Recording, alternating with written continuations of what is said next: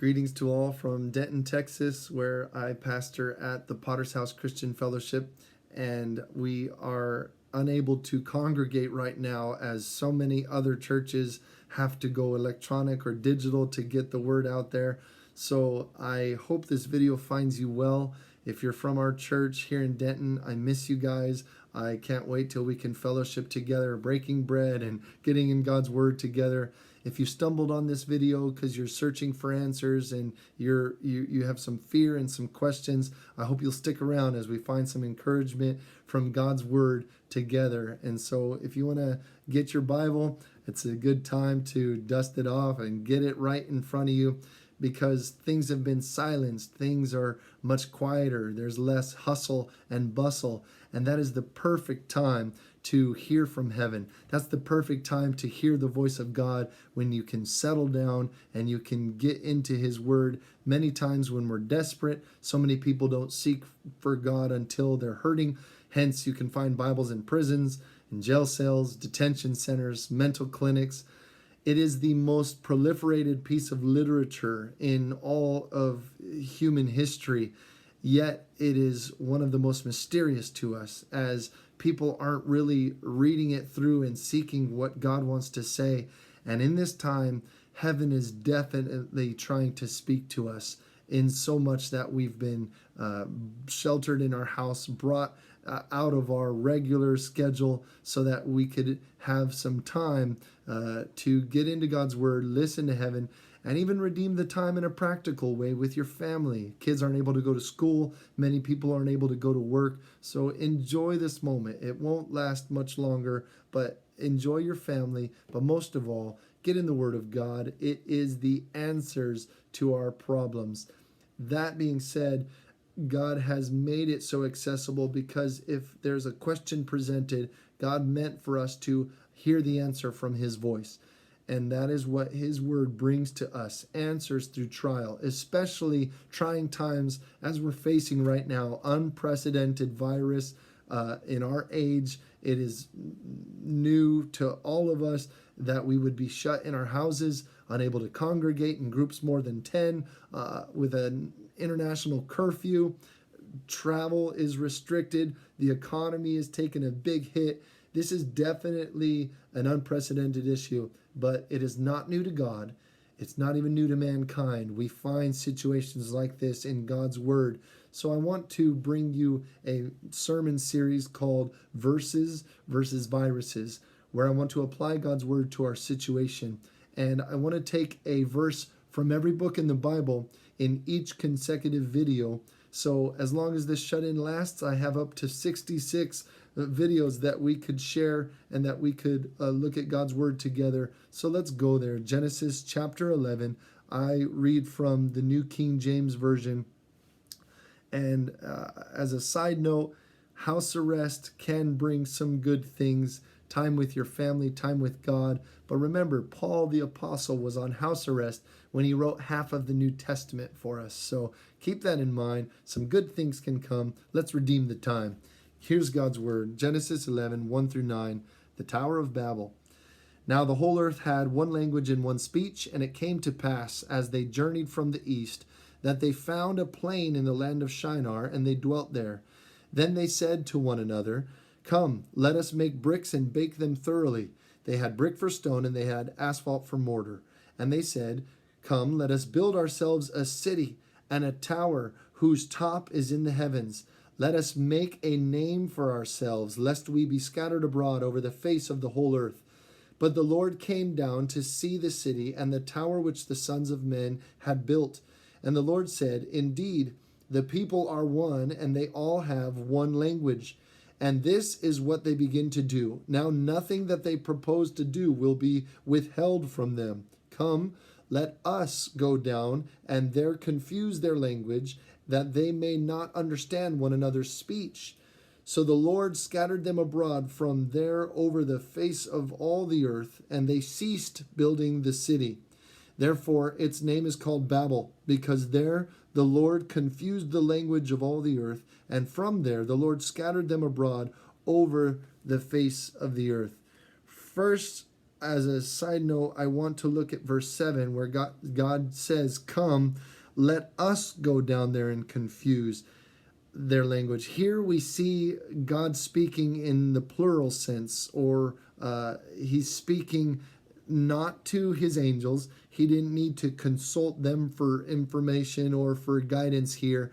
We see the same language in the second chapter of Genesis, where God in creation is saying, "Let us make man in our own image." This I take as an argument for the Godhead. God is three in one: God the Father, God the Son, God the Holy Spirit. We know the Holy Spirit was there hovering over the face of the waters. The book of John tells us that Jesus was the Word. The Word became flesh. The Word was with God, and all that was made through the Word. So the Godhead, let us. So God was doing this work through his Son and by the Holy Spirit.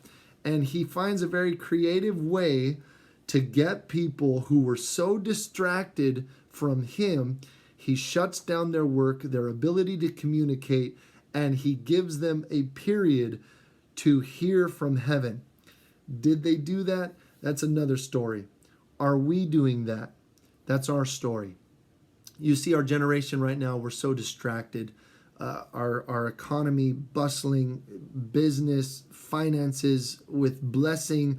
And I'm grateful to God. I'm grateful to our current administration for a time of a good economy.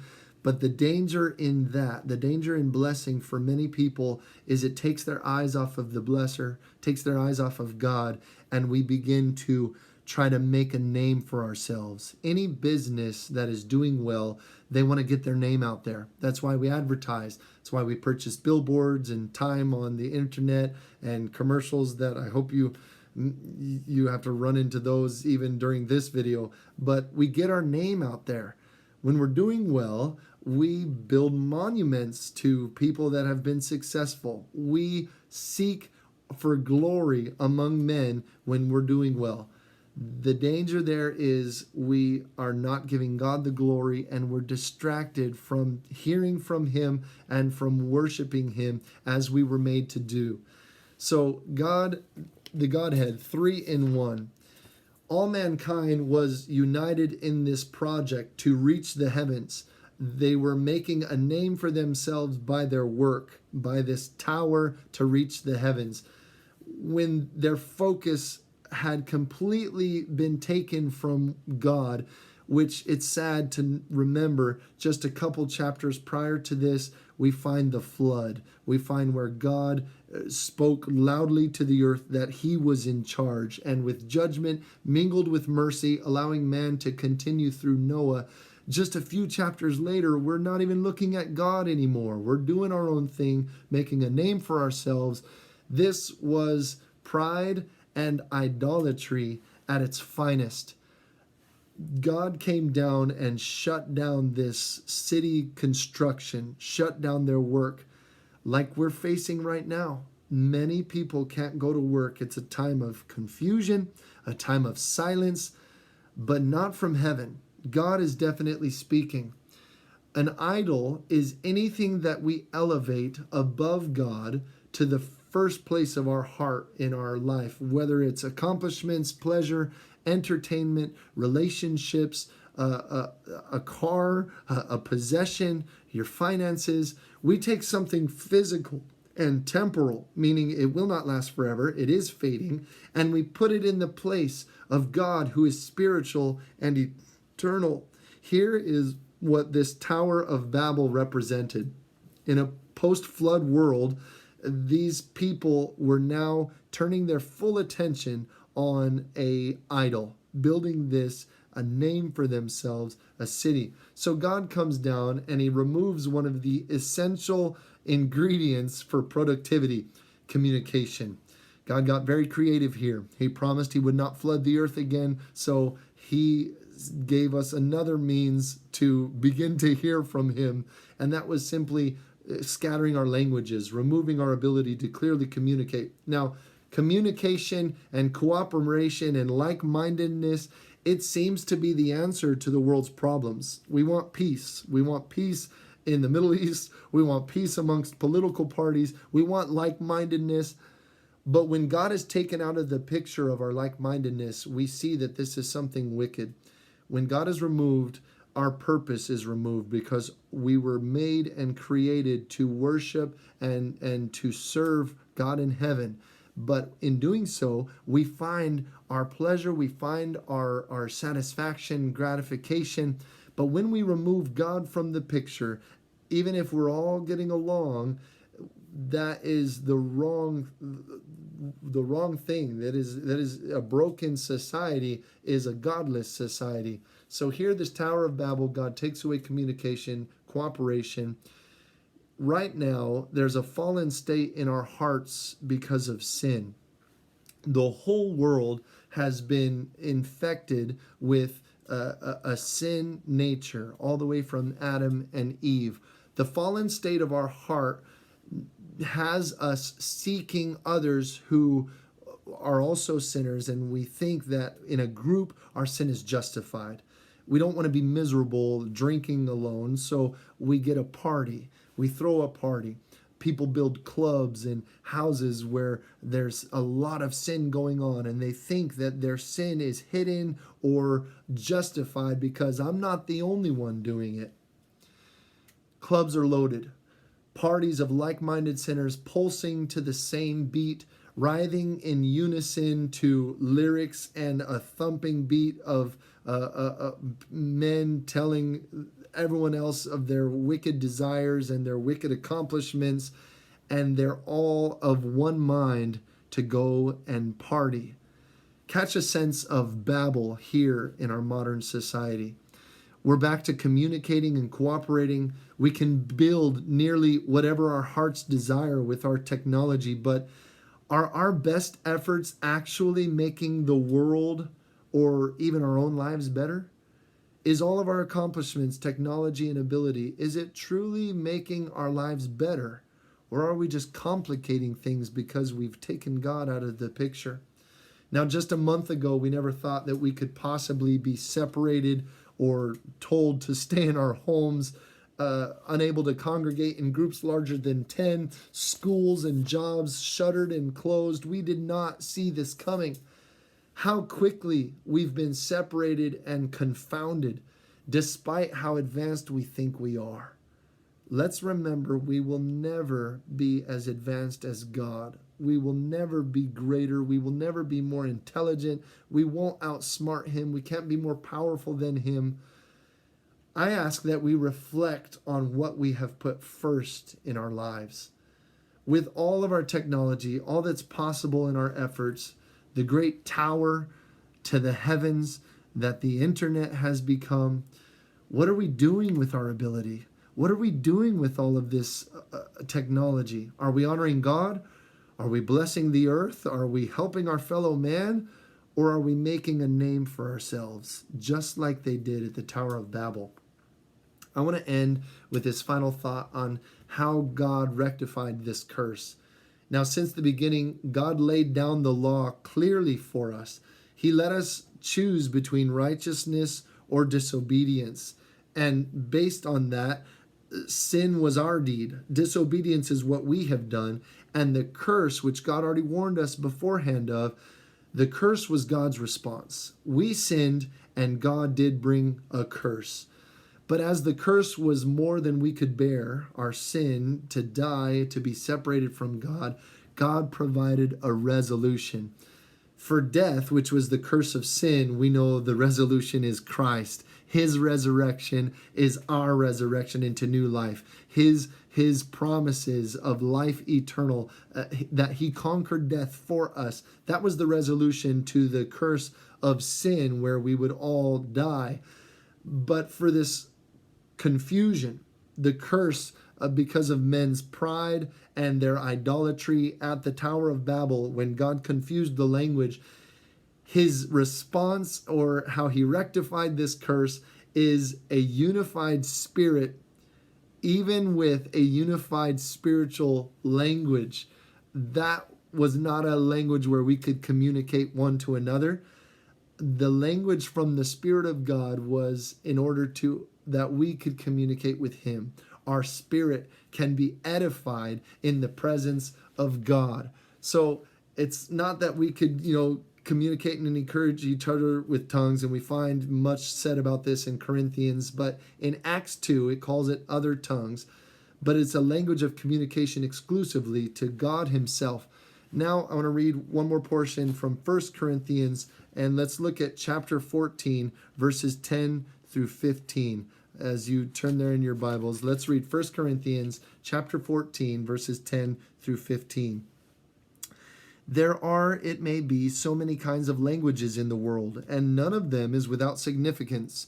Therefore, if I do not know the meaning of the language, I shall be a foreigner to him who speaks, and he who speaks will be a foreigner to me. Even so you, since you are zealous for spiritual gifts, let it be for the edification of the church that you seek to excel.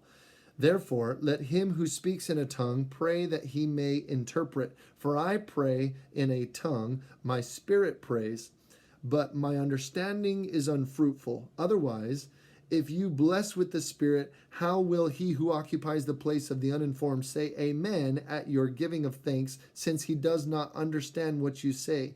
For you indeed give thanks well, but the other is not edified. Paul is telling us that he prays in the unknown. He prays in this unknown tongue, and his spirit is edified before God. You want to hear from God? Learn his language. Seek his spirit. One of the main signs that you have the Holy Spirit, and you can find it all throughout the New Testament. When someone was filled with the Holy Ghost, they spoke in other tongues. Acts chapter 2, they spoke in other tongues. When others were filled who did not know of the Holy Spirit, yet they heard the teachings of Christ, they spoke with other tongues. I challenge you to find a place in the New Testament where someone was filled with the Holy Ghost and they did not express it by speaking in tongues. This is not, again, a language that edifies each other. This edifies your spirit to God. You want the curses of sin to come to nothing? You want God to confound death and confusion, anxiety, isolation? Then you need to hear this from Christ himself, from Matthew chapter 13, where God confused the language in the Tower of Babel. By the Holy Spirit being poured out, he gave us another language. He removed confusion, though Christ wasn't even there for us anymore. It was the Spirit of God, and those who had received Christ as Savior can receive the Holy Spirit. Matthew 13, 10 through 17, here's what Jesus said. He's quoting from Isaiah. Listen to this. And the disciples came and said to him, "Why do you speak to them in parables?" He said and said to them, "Because it has been given to you to know the mysteries of the kingdom of heaven, but to them it has not been given. For whoever has, to him more will be given, and he will have an abundance. But whoever does not have, even what he has will be taken away from him. Therefore I speak to them in parables, because seeing they do not see, and hearing they do not hear, nor do they understand. And in them the prophecy of Isaiah is fulfilled, which says," listen, here's Jesus quoting Isaiah, and here's where I want to get. "Hearing you will hear and shall not understand, and seeing you will see and not perceive. For the hearts of this people have grown dull." America, our hearts have grown dull. "Their ears are hard of hearing, and their eyes have closed, lest they should see with their eyes and hear with their ears, lest they should understand and with their hearts and turn, so that I should heal them. But blessed are your eyes, for they see, and your ears, for they hear. For assuredly I say to you that many prophets and righteous men desired to see what you see and did not see it, and to hear what you hear and did not hear it." Here Jesus is giving us an answer. He is speaking. God has spoken. It is written. If they understand my words and they receive my spirit, I will heal them. Understand that this understanding was granted to the disciples. Not just those 12, but any who will receive Christ. You can begin to understand the word of God and his spirit entering into you as you take his word literal. He can give you healing. He brings healing to the confusion. Any issue where a curse was found because of sin, Christ paid for that, and God has rectified that through Christ, through his Spirit, he has given us clarity. So maybe it took this whole situation to get your attention. And by the Spirit of God, you can have understanding in this season. God can speak to you. You can read the Bible and understand it if you will receive his Spirit. First, you must receive salvation through Jesus Christ. His Holy Spirit will inhabit a holy vessel, and we are made holy only by the blood of Christ, not by works of righteousness that any of us should boast or make a name for ourselves, but through Christ's blood, you and I can be made clean and holy and ready to be a vessel for the Holy Spirit to fill us. So right now you feel anxiety, you feel fear, there's doubt creeping in, there's questions. The Holy Spirit has answers. God's written word has answers for you and I. Will you use this time? Redeem the time, for the days are evil. Will you use this time to get into God's word, seek his Spirit, find out what he's saying, and when you get the understanding of the Spirit of God, Jesus quoted Isaiah saying, I will heal them. There is healing when we seek the Spirit and the presence of God. I pray that you're blessed in this message, and even through this time, we can look back and say, I got so close to God in that time, I don't regret it. Let's pray. Father, I ask your blessing on any person who has heard this message. I pray that they heard your voice. I'm asking you, Lord, that your word would be made known in every heart that receives Jesus and seeks the Holy Spirit. Lord, I ask, God, that you would minister right now by your Spirit. Any person needing hope, any person bound in fear, I pray, God, that you would break these chains, minister through this situation the hope of heaven, the healing through understanding the word of God, the cleansing of the blood of Jesus, and the rinsing of God's word for the healing of our nations. God, minister right now, and I pray those seeking the Holy Spirit, fill them with your anointing and your power. God, make way in our hearts in this season that we'd hear your voice and respond.